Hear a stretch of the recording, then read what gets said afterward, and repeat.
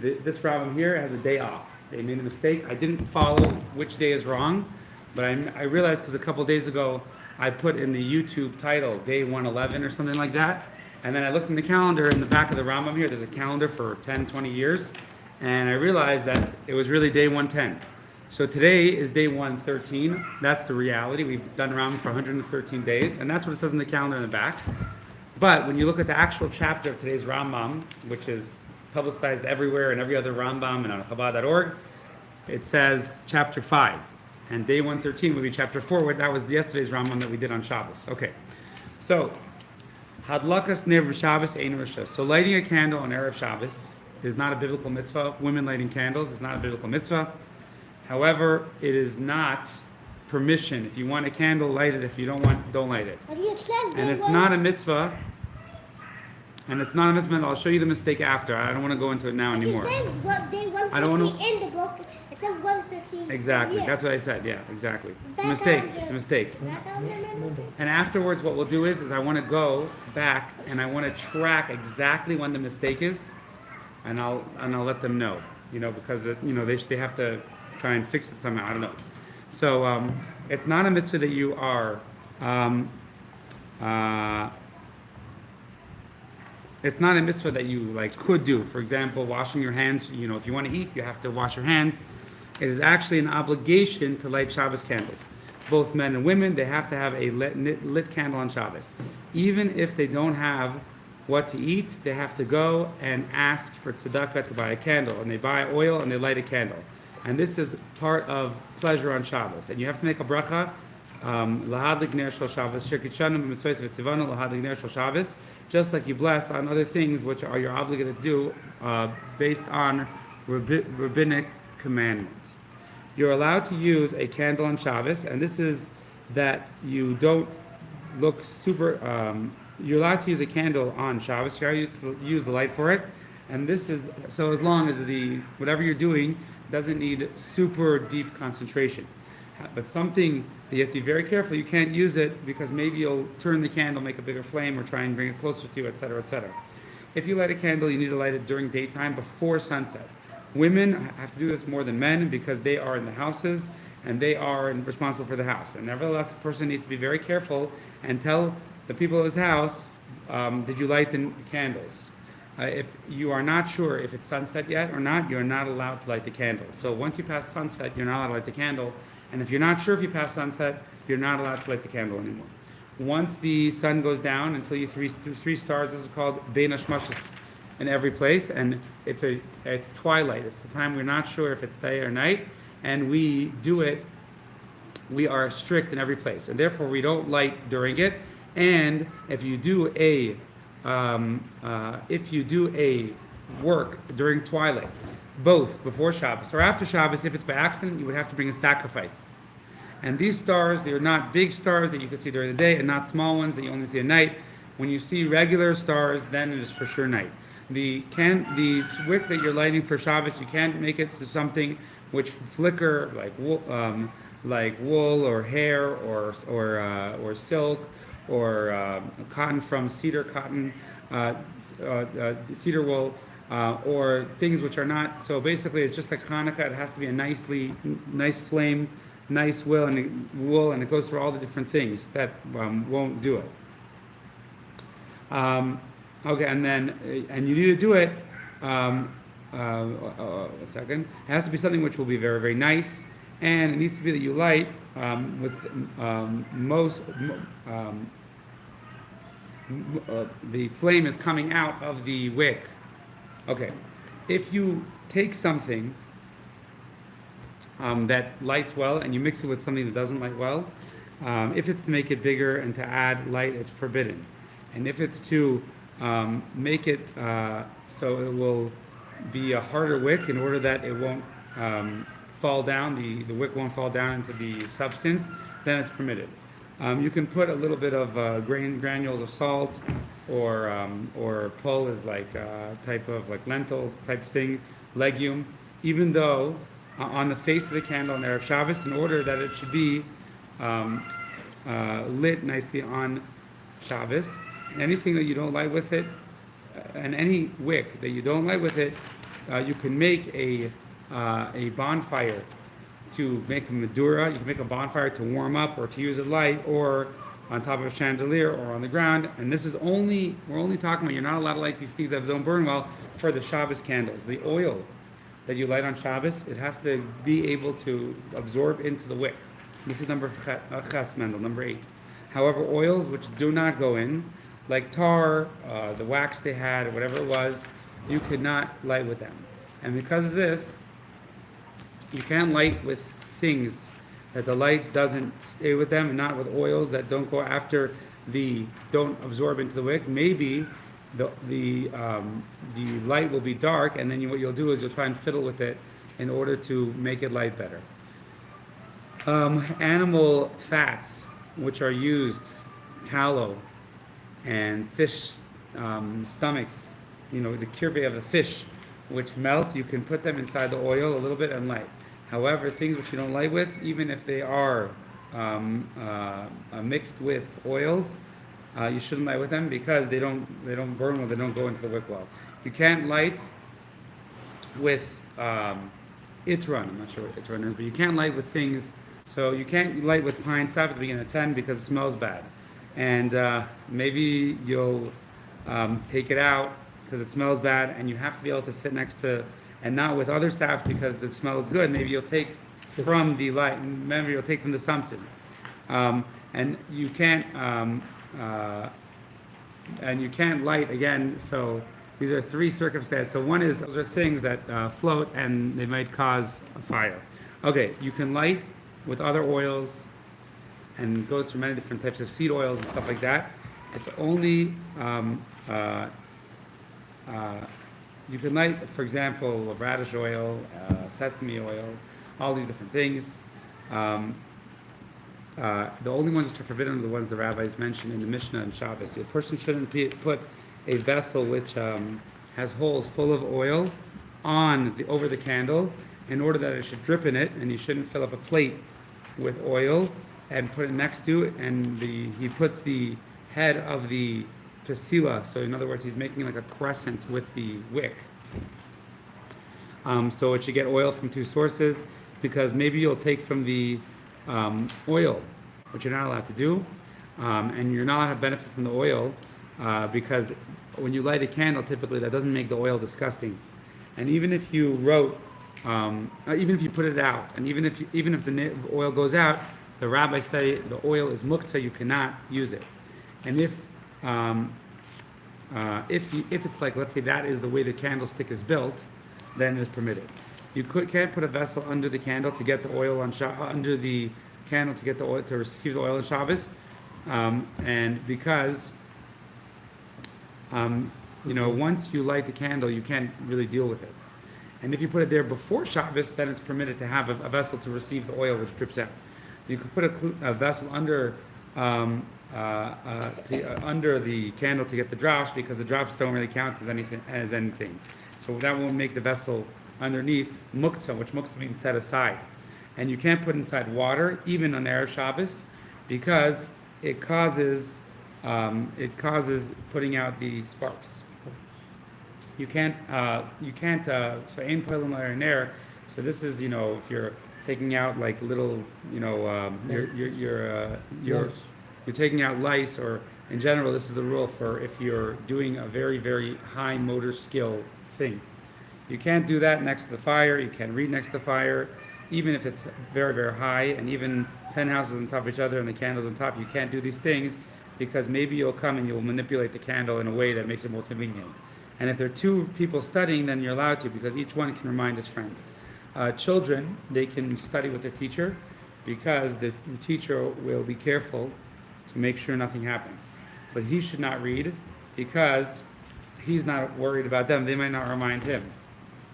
And he may look in a book next to light until he sees the beginning of the parsha. He could see where to read, and then afterwards take it and read from that place. So you can't do fine motor or fine concentration skills next to the candle, lest we're worried you'll move around the candles and you'll manipulate the candles. But you can eat next to it, you can talk next to it, you can do things which are somewhat simplified. Vessels which are similar to each other. and you can't see the difference between them a lot. You cannot bring them next to it and check which one you want to use or whatever it is. We're worried maybe you will tilt the candle and manipulate, which the candle is absolutely muktzah. You can't move it on Shabbos, and therefore, let's say you have a waiter who is not the set waiter and he wants to see what to use, what cups and everything, because he doesn't recognize them, he cannot do it. Whichever, it doesn't matter also what material and how bright the candle is. But a regular shamish, a regular waiter, he can check because he doesn't need to observe heavily. He's trying to need the difference. And if it is a candle of olive oil,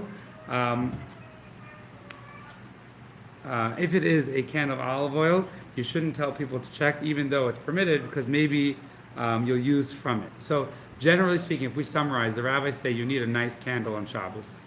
You cannot use anything that you will need to move the candle or that you will want. And we're very strict if you'll want from the oil of the candle. Those are all the things you have to be careful of lighting this candle. We said you cannot, it's absolutely forbidden to light after sunset. And if you're in a doubt if it's sunset or not, then you cannot light.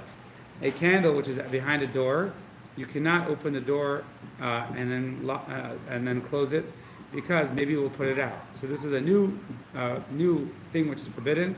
You cannot do things which will cause the candle to going out. You should be very careful when you open and close it.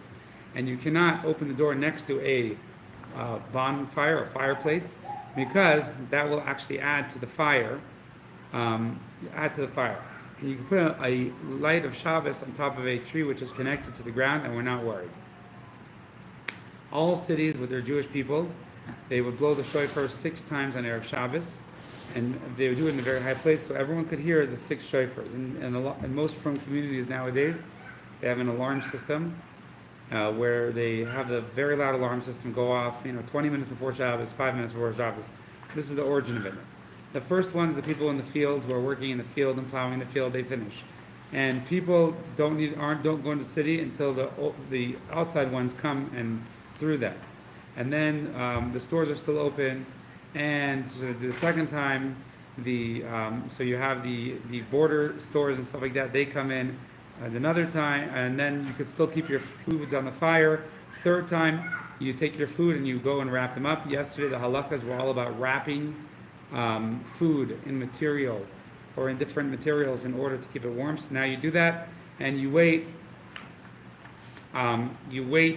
the amount of time to roast a fish, or the amount of time to stick bread in your oven, and then they blow again, and then they rest. The first one they blow from mincha, from the earliest time of mincha, and the third one is right before shkia sechama, right before sunset. So again, sunset is when Shabbos starts for all practical purposes. And then they blow on Saturday night after the stars go out in order to tell people Shabbos is over.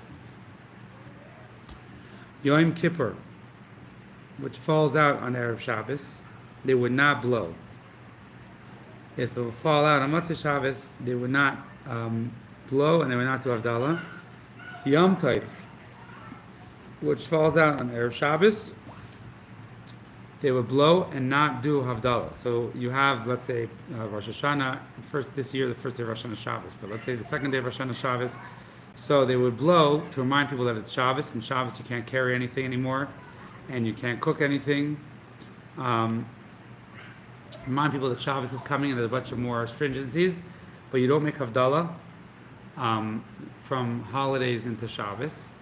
And if it is after Shabbos, if the holidays happen after Shabbos, they would not blow the shofar to tell us, oh, now is Yom Tov, because Shabbos is more strict than Yom Tov, and therefore we don't need to tell people we're going to a new stage. Whatever they do on Shabbos, if you do that on Yom Tov, you're okay. But whatever you do on Yom Tov, you do that on Shabbos, you're not okay. So that is the end of the halachas. Tomorrow. Could I please look at this for a second? Yeah. I just want to figure out. Tomorrow is Hilches Yemenda, so we need to find exactly where they got the dates off. I think I'm getting something. Well, it's going to be difficult. I imagine. I think I just. I imagine what they did is He is big, Tati Bezier was. imagine if you look at it, imagine it's in the last 2 weeks because I was following the schedule in here until we went to New York. So sometime during the time we were in New York, I imagine they probably accidentally What did and they accidentally do? I can't get all the numbers on. oh no, the back is okay. The Back is okay. So I imagine what they accidentally did is they put the same day twice. The same day twice. And it's not the first Rambam this happened in. It's very, very difficult when they do this. I mean, it's very hard. People buy these Rambams in order to stay on schedule. And They do it too fast. let's see. I think this one is, the English one I think is correct. Yeah, well, hopefully they put in, I just want to see. So here it says, Shabbos starts. Let me just see some simple stuff. Okay, we'll see if Zmanim is wrong, Mendel. Do you see if Zmanim is wrong?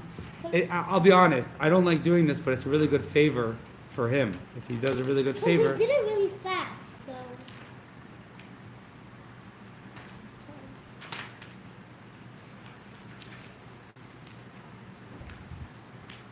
Let's see 110. So Zmanim is already off, Mendel. So Zmanim is already off. 1 second. There's one. I have my envelope right here. Yes, you'll find it in there. I mean, oh, wait, you have to literally go back. I bet you what they usually do, I had another Rambam from a different company, and they also messed up the calendar. And what they usually do is they accidentally, they're like spacing out, and they'll say today is 105, and then tomorrow they'll put 105 a second time. Tati, I found 110, 111, 112, 116, 114. So then go back in Ava. It must be in Ava. Remember, Shabbos just started 5 days ago. We're just doing, Shabbos just started 5 days ago. And I want to say it happened when we weren't doing Rambam, when we were in New York from here. But it's possible that But it's possible before. Yeah, it's a very sad thing because it's like the guys who make the calendars, they have one job. And now this calendar goes for another 10 years or so. No, it goes another 10 years. And all those 10 years are going to be off. And the calendar in the back is right. 5. See what the next one is. 07. Let's see if there's a marker for 106. 106. 1236. 107. All right, it's Parsha Shoiftim. Let me just look through quickly. 109. So Shoiftim is once again in going through the mitzvahs that Yidden have to do when they go into Eretz Yisrael. Moshe Rabbeinu is going to go over the next few parshas. The Devarim is all teichacha, it's all rebuke and punishment and reward, and a reiteration of many, many mitzvahs. So now, just a second, this parsha we reiterate, Shoiftim, and Reish Shoiftim Kiseitse. The next parsha we're going to go through many, many, many mitzvahs. 7.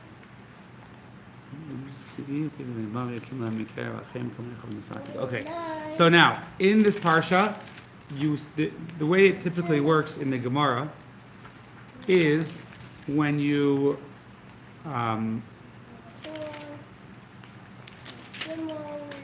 go through the parsha, some of the mitzvahs are new. It's the first time in the Torah, because Moshe Rabbeinu, although he's reviewing the mitzvahs, he's also adding new mitzvahs. These are all mitzvahs from Hashem, and he's saying this is a mitzvah that the Jewish people will have to do. So many of them are reviewed, many of them are new, and many of them are essentially mitzvahs, which, even though we know about them, Moshe Rabbeinu is going to add and reiterate details in them. He's going to reiterate it. Here, Mendel, I'm learning now, so I can't talk about it. But I do want you to count, and when you find out, I will send a WhatsApp message to the author, and I will complain about it. Not because I'm angry at him, I understand mistakes happen, but he should definitely send an email to all his customers who use it, if he does not know about it already. And he definitely should tell them and send maybe some kind of insert or something like that. Okay. So, first of all, the parsha is called Shoiftim. 6. Shoiftim v'shoitrim. it says there's a mitzvah in the Torah, and it's a positive mitzvah, to have judges and courthouses and judges and police officers in every gate. So there's a mitzvah in the Torah that every Jewish city has to have a beis din. Halachically, most cities in America are not considered Jewish cities, and therefore many of them don't have beis din, but they rely on other big cities. But every Jewish city has to have a beis din, which the shoftim are judges who decide the law. And the Torah says shoitrim. A shoiter is the Hebrew word nowadays for a police officer. You have to have judges and police officers. So the reason is, and Rashi says, he says, and actually here it actually comments on the difference. What is the difference between judges and police officers? So Rashi says, judges are those who decide the law. Police officers are those who impose the law. What? Impose the law. In other words, just because the law is a certain way, it's like, if you get pulled over by a police officer, or if someone tells you, hey, you were speeding there, you don't say, oh, wow, thank you for telling me I'd never want to break a law. You say, thank you for saving me from getting a ticket, right? So the ticket system and the police system, they don't decide the law. In fact, there's a lot of people, I remember once reading an article, and there's a whole book about it, how driver's license go against the constitutional rights that people have. Like people, and someone actually argued in court, and he was expert in law, and he showed how you cannot give me a ticket for not having a driver's license, right? So someone told me this, I don't need a driver's license. So I told them, I said, that may be true, but, if you tell it to a police officer, they're going to say, look, man, I'm just doing my job. I didn't decide the law. Frankly, I don't really care if you have a license or not. I'm just giving you a ticket. And I said, and maybe you'll go to court, and you'll for sure lose the first court case, and you'll have to appeal and appeal and appeal until you have this big Supreme Court case where you can show how the law system in America isn't constitutional. But we have two realms in law. We have the decision of the law, and we have the decision of the law, and we have the people who impose the law. And they're two different realms. In fact, police officers don't need to know the law, nuance of the law at all. In other words, the reasons for the law are irrelevant to them. What's relevant to them is, this is the law that we were taught in police school, or we were taught in the police station, and we impose it. And they literally say, speak to the judge. Speak to the judge, and he'll decide if I'm wrong. So the Torah says you have to have both things, shoftim and shoitrim. Now, in the davening we say every day, and it's actually from the prophets. Let's see if it quotes it here, actually. In the davening we say, and it quotes from the prophets, we say, so nowadays we don't have a proper beis din, we don't have a proper Sanhedrin, and all the beis dins are not proper in the sense they can do a lot of things, but there's a lot of stuff they can't do. And in America, beis dins are very, very manipulated and abused, because ultimately, if a beis din imposes a law on a Jewish person, he can choose not to follow it and not be part of that community anymore. They don't have a lot of impact and power. No beis din in America has a lot of impact and power. In Israel, they have a little bit of power. Like, a couple years ago, they decided in Israel that if a guy refuses to divorce his wife and he leaves her as an aguna, they'll revoke his driver's license. So the beis din in Israel, but in Israel, marriage and conversion are defined by the rabbis. Marriage and that's the big heated subject in Israel of politics. So in other words, the rabbis, and it's kind of a paradox in Israel, even though Israel likes to be like a European democracy, if someone converts in America or gets married in America, it is highly likely that the rabbi who did it, even if they are fully Orthodox halachic rabbi, will not be recognized in Israel. And therefore, Israel government will not recognize their marriage or conversion. Extremely highly likely, right? So in Israel, there's a little bit more power in the beis din of the Rabbanut of Israel. Many people don't trust the Rabbanut, and they say the Rabbanut is semi-corrupt. I believe it somewhat is, because it's just because the nature of a beis din working with a secular government. So there are many other beis dins in Israel. A Bezdin's power, typically nowadays, is they only have the power to accept people in their community. Like, certain tight-knit communities, if the local Bezdin rescinds their kosher symbol, so what will happen is, typically in places like Baltimore or New York, people will say, oh, I'll hire another kosher company.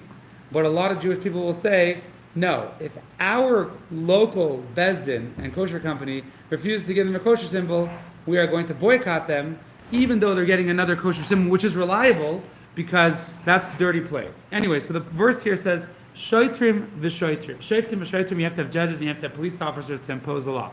Now, nowadays we don't have it, so that's why in the Shemona Esrei, we say,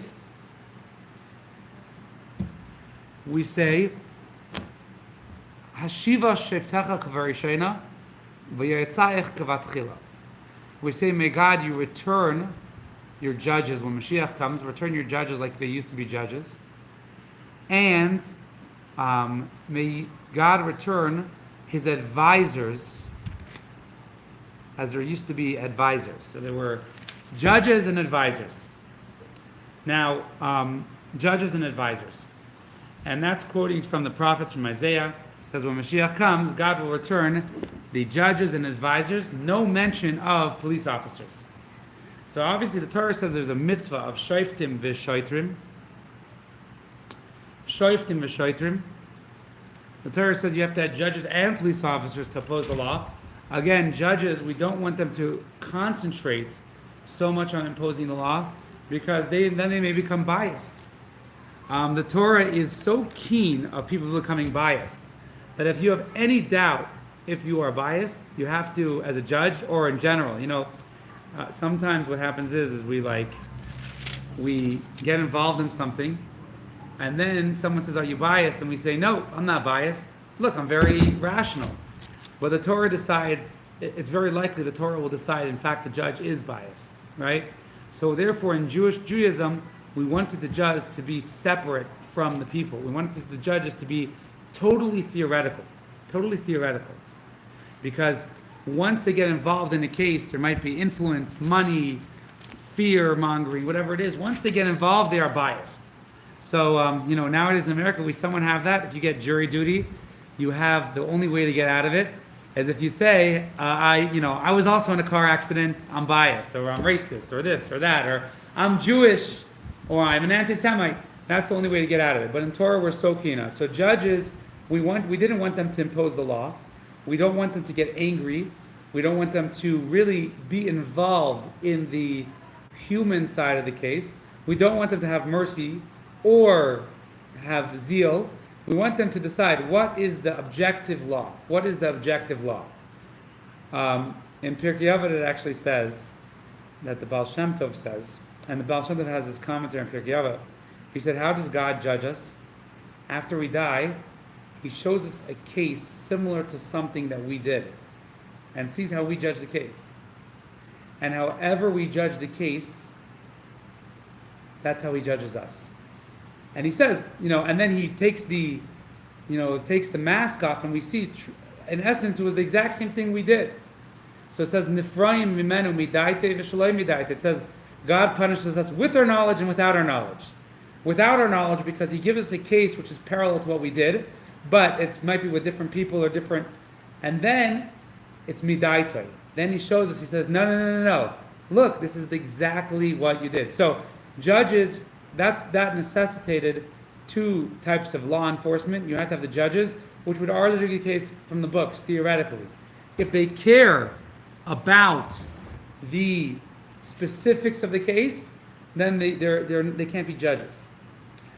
Only if they're able to look at it totally in the context of Torah law would they be able. So we have judges, and then we have officers. Officers, they say, hey, that guy's not listening. I don't know, officers might say, okay, we got to beat him up, or we got to fine him, or whatever it is. They might say the halacha is, if someone does this, they need to be fined. Okay, we'll go fine him. So those are officers and judges. The prophets say, when Mashiach comes, there'll be no more evil inclination. So officers are only there because we have an evil inclination. So once people will tell us the law, we will only need advisors. And the advisors will say, this is the right thing to do. This is the right thing to do, and we will not argue. We'll actually want to follow them. We'll say, thank you for informing me about the right thing. Nowadays, we always struggle with that. So that's why we need punishment and we need law enforcement. So nowadays, theoretically, if you would get a ticket, you would never say thank you to the police officer, or you would never say, ask a police officer and say, hey, I'm speeding, am I above the speed limit, right? They're officers. They are there. The purpose of them are to impose fear and to impose the law.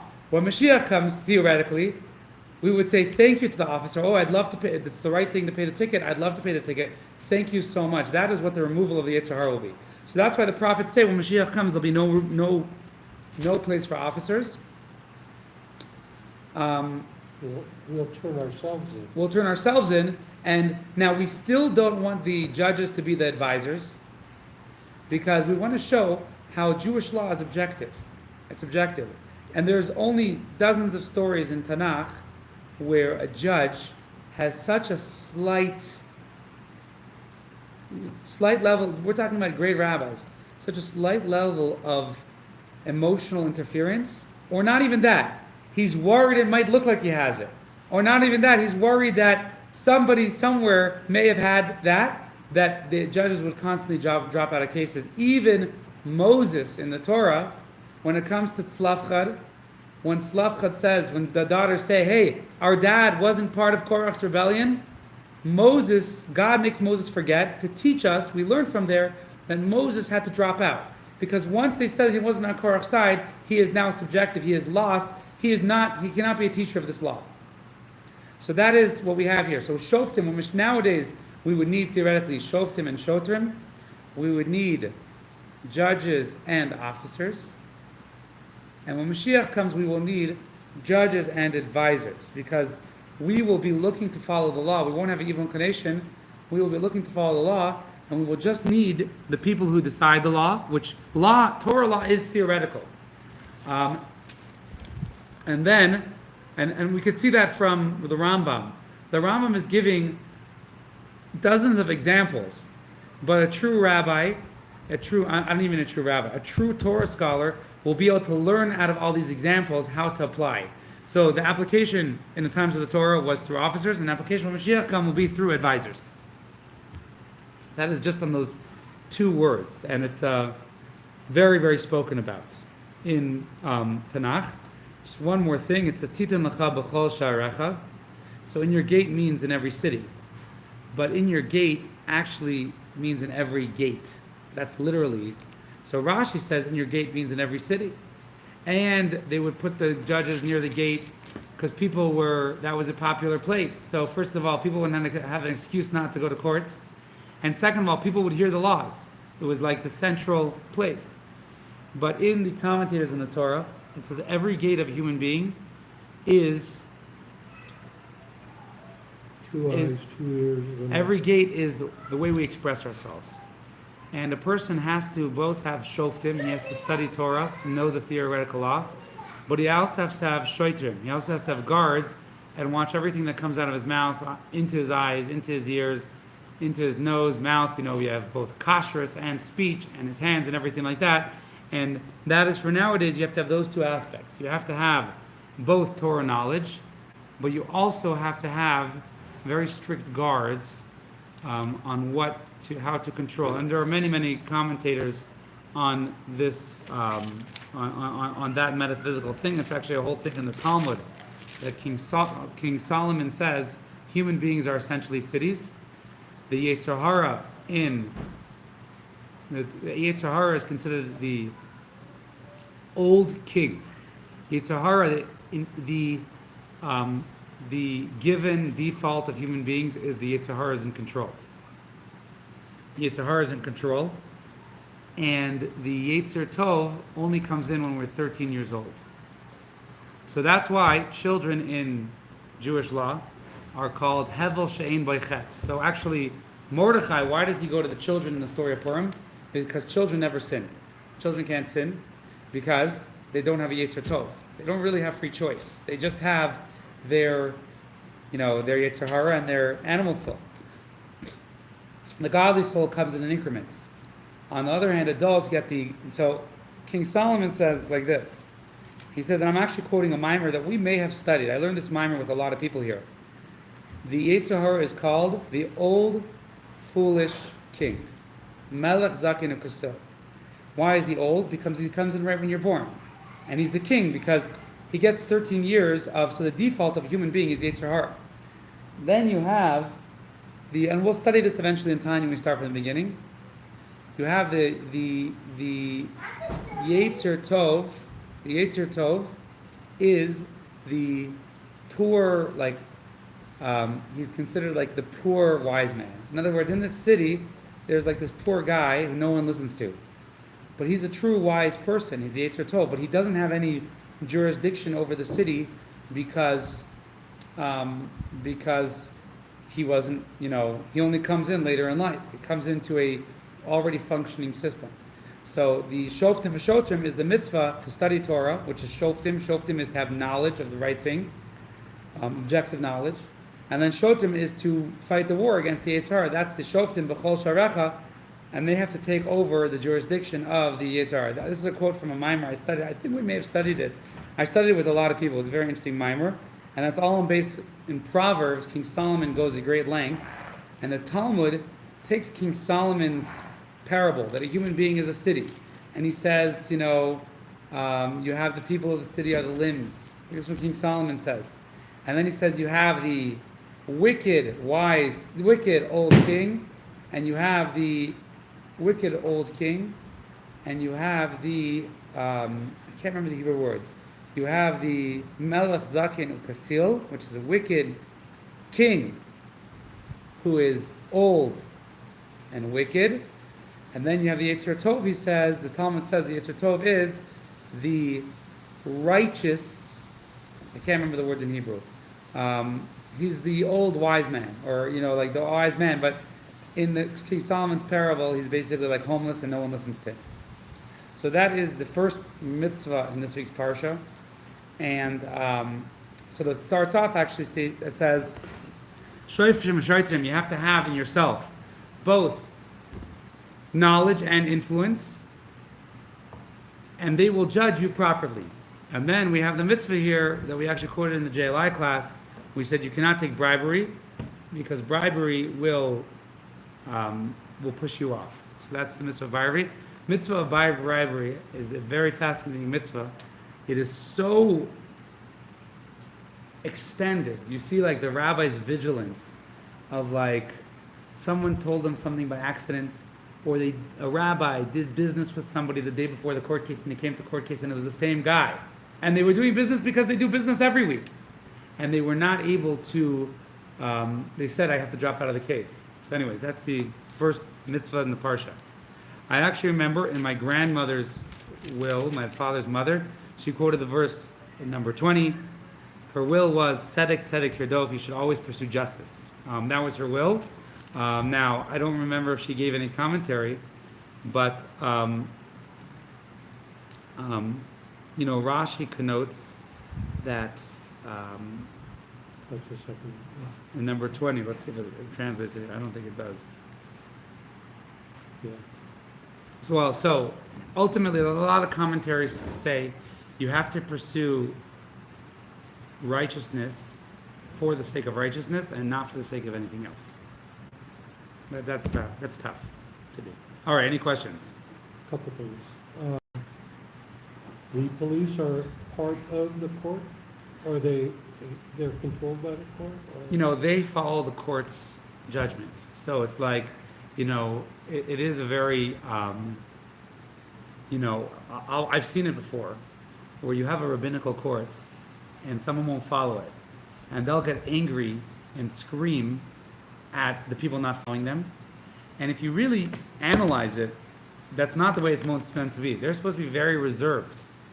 And they are supposed to have, and we have it nowadays, a lot of bezdins have it, but some rabbis unfortunately lose their cool, and they have a shliach bezdin, and every bezdin has a maskir. Maskir is basically the secretary. So he's supposed to be the one who comes and says, hey, the court said this is what you have to follow. And the court is supposed to be like totally separate. So it is part of the Bezdin system. The Bezdin system has both things.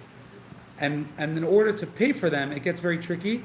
You have to levy a tax from the city in order to pay for those things. Now, nowadays they have, and it's very debated. They have what's called a toyin. A toyin is basically a rabbinic lawyer. A lot of rabbis who are geniuses in law, they will go and they'll charge tons of money, and they'll go and they'll present to the Bezdin a case. And some of them are famous, some of them are infamous. And there was a debate amongst the Jewish community if you should have such a thing, because sometimes the court is essentially supposed to do that. The rabbis, you have 3 rabbis, they're supposed to do that. And when you have a lawyer in the middle, sometimes he may present a case and the other side can't afford $20,000 for a lawyer, let's say. It's just like the public system in America, which, yes, objectively the system in America has a lot of corruption. You can ask Seymour about it. It's just the court system in America hasn't been flexible and hasn't been adapted enough to a lot of different things. So there are rabbinical courts that have that problem, and really the rabbis are supposed to do that themselves. But nowadays, a lot of places have bezdins, and there might be bribery is such a difficult mitzvah. So the Rambam says that everyone's supposed to take the middle path, unless you've gone to one extreme. If you've gone to one extreme, you have to take the other extreme. So the Rebbe pretty much said nowadays there's no one who's middle path anymore. Everyone's gone to one extreme in something, and so rabbinical courts, there are terrible stories of people there's nowadays you don't have a city which levies a tax anymore. So it's like there is influence, there is lawyers, there is, some people will sometimes say corruption, and it's a sad thing. Just like in the civil court, you have rabbis essentially are supposed to be able to look at every single case with zero emotional or practical charge and say this is the law we argued upon. So they do have many systems in place which are in Jewish law. Like what they'll do in a lot of cases is they'll have one rabbi, they'll have each litigant choose a rabbi and say this is going to be my rabbi, part of the rabbinical court. And then they will either have 3 objective rabbis or one objective rabbi, who those rabbis both choose. In other words, those rabbis, they're fighting against each other, they'll both choose in order to retain objectivity.